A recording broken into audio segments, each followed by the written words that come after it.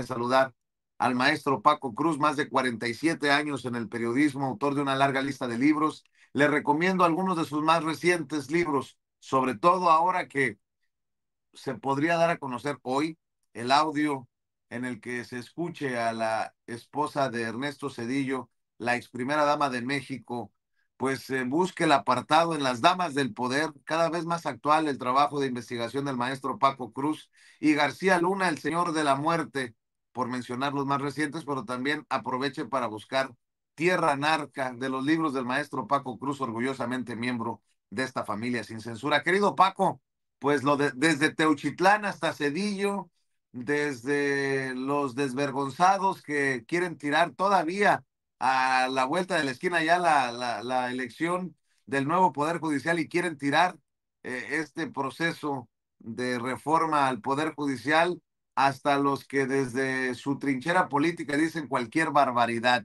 ¿Cómo estás, Paco? Hay muchos temas.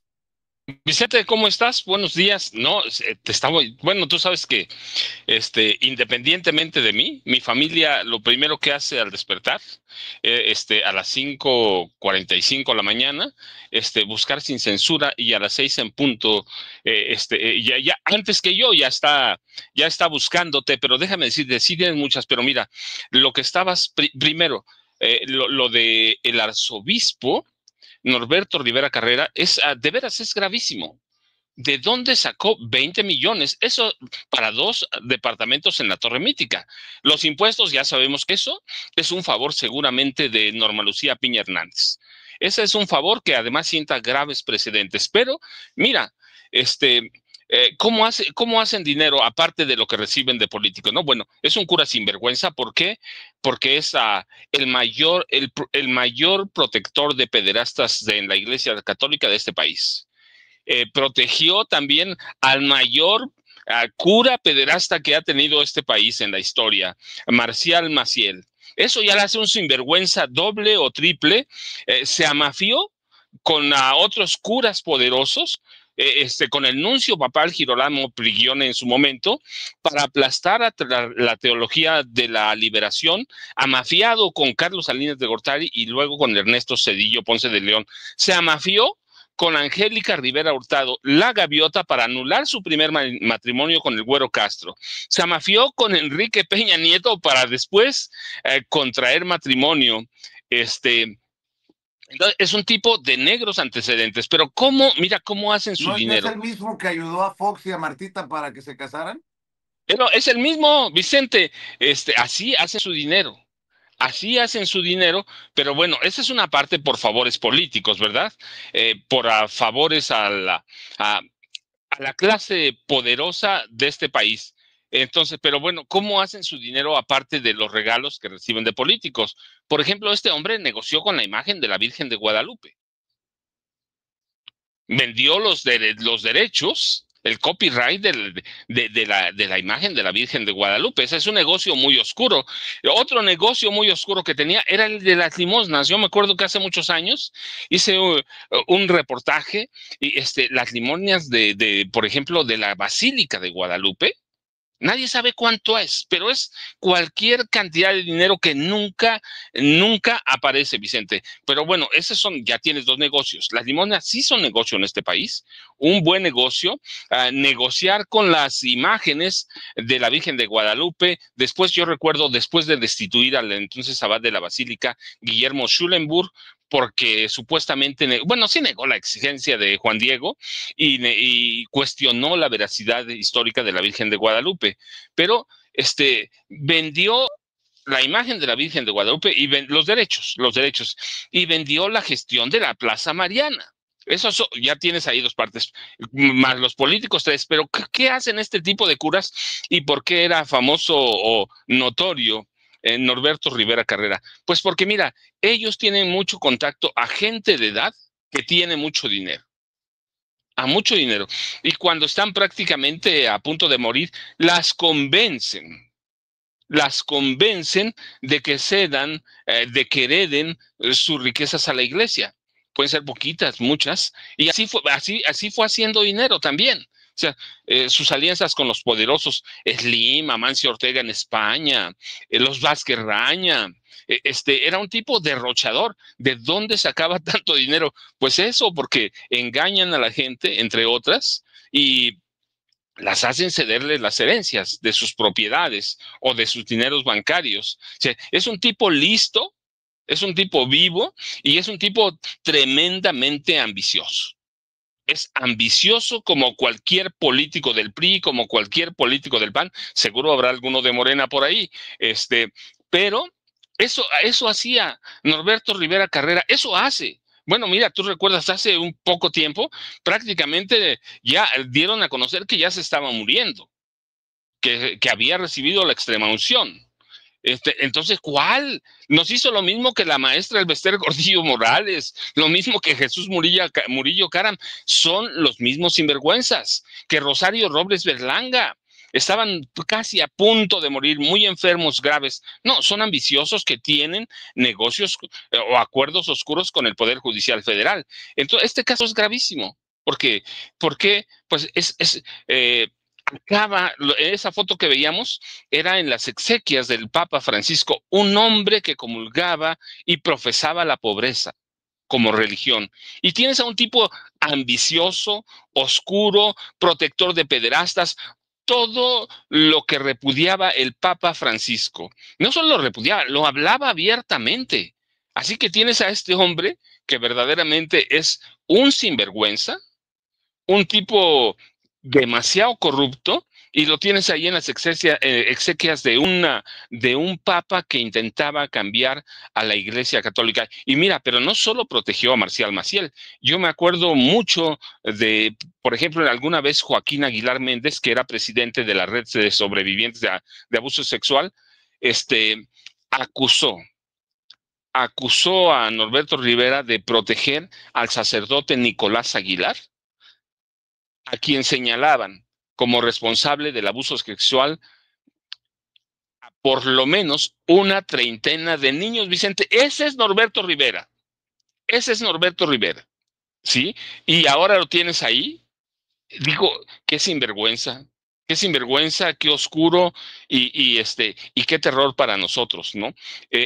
Pero nada diferente a la clase política del PRI y del PAN, que se mueren y en realidad después se dedican a gastar todas sus riquezas. Del otro lado, mira, estabas, por ejemplo, lo de Teuchitlán. Eso es gravísimo, porque de Teuchitlán, Vicente, debe dejarnos muchas lecciones, muchas, a todos. La primera, que la derecha protegida, infiltrada en algunos personajes como Carlos Loret de Mola, Joaquín López Dóriga, Sergio Sarmiento, Raimundo Rivapalacio, que mantiene vivos sus embates para desestabilizar a la presidenta al gobierno de la presidenta Claudia Sheinbaum Pardo. Es decir, si pensamos que en algún momento los conservadores y la vieja prensa de este país, incrustada en la derecha mexicana con esos magnates que tienen, se va a quedar contenta o se va a quedar tranquila. No, Vicente. Esa prensa está viva y va a mantener sus esfuerzos por desestabilizar o quebrar al gobierno de la presidenta Claudia Sheinbaum Pardo. No podemos decir que la prensa algún día, o pensar o imaginar que esa vieja prensa algún día va a ser decente. No, Vicente, esa prensa nació corrupta, es corrupta y va a vivir así, y va a vivir para golpear a la presidenta Claudia Sheinbaum Pardo en especial. Va a mantener sus embates contra el presidente o el expresidente Andrés Manuel López Obrador. Pero Teuchitlán, ¿quién fue el primero que transmitió la noticia? Hasta donde se sabe, Carlos Loret de Mola. Y luego siguió todo mundo. Así que esa prensa conspirativa, esa prensa que está acostumbrada a hacer montajes, que está acostumbrada a mentir, a transmitir noticias falsas, se va a seguir viva. Allí va a estar, no va a entender. Se corrompió hace mucho y así va a seguir. Entonces, eso es lo primero, estar alertas. Segundo, también debemos entender qué pasó en Teuchitlán, que hubo una carrera de la prensa vieja, una vez que Carlos Loret de Mola les da el banderazo de salida, hay una carrera para tratar verdaderamente a las prisas, rapidísimo, de desestabilizar al gobierno de la presidenta Claudia Sheinbaum Pardo, sin investigar, sin pararse nunca en el lugar, sin investigar los antecedentes históricos, sin investigar la coyuntura. Eso, bueno, debemos esperarlo porque es la prensa corporativa, pero también del lado de la prensa, de los youtubers, por decirlo, entre los que me incluyo, también hubo una prisa acelerada por defender a la presidenta Claudia Sheinbaum Pardo en forma irrazonable. Nadie nunca se paró a investigar en Teuchitlán. Allí en el rancho Chaguirre, nadie, las versiones que salían eran defensa, sin visitar nunca, sin investigar los antecedentes, sin investigar al exgobernador Emilio González, que lo acabas de nombrar, ¿cierto? Emilio González Márquez, sin investigar a Aristóteles Sandoval Díaz, sin investigar a Enrique Alfaro Ramírez, sin investigar nada, es decir, se lanzaron a defender a la presidenta Claudia Sheinbaum Pardo a tontas y a locas. Cuando el caso, no importa que hubiera habido, no importa que hubiera habido un caso de exterminio, el caso podría rastrearse hasta Emilio González Márquez, quien negoció por órdenes de Felipe Calderón Hinojosa y Genaro García Luna la liberación de Nemesio. En 2012, ya lo hemos platicado, negoció la liberación de Nemesio Ceguera Cervantes, y a partir de ahí, en el gobierno de Emilio González Márquez en Jalisco, en el gobierno de Aristóteles Sandoval y luego en el gobierno de Enrique Alfaro Ramírez, se crearon estructuras criminales de gobierno que permitieron la consolidación e impulso que necesitaba el cártel Jalisco Nueva Generación para, uh, para pelear o para emparejarse con el cártel de Sinaloa, y de ahí salir prácticamente a 40 países del mundo y tener presencia en 100. Entonces, nunca nadie se detuvo a pensar en todo eso. Entonces, era una defensa irracional y era una acusación irracional. Y se entienden las acusaciones irracionales. ¿Por qué? Por la necesidad de encontrar de la necesidad de los viejos periodistas y la oposición de encontrar un hilo que les permita dar un golpe político. Les ha fallado todo, les falló Teuchitlán, Rubén Rochamoya, lo que agarren les ha fallado, pero fallamos nosotros porque nunca dimos y me incluyo en todos. Nosotros hacemos análisis, pero me incluyo porque hubo una defensa irracional cuando la presidenta no lo necesitaba. La presidenta sabía qué estaba haciendo, la presidenta sabía para dónde iba, entendía cómo resolver el caso, y nosotros, los youtubers, intentábamos resolverlo más rápido que ella, sin ninguna forma de demostrar que lo que decíamos era verídico. Entonces, esa lección nos debe dejar también.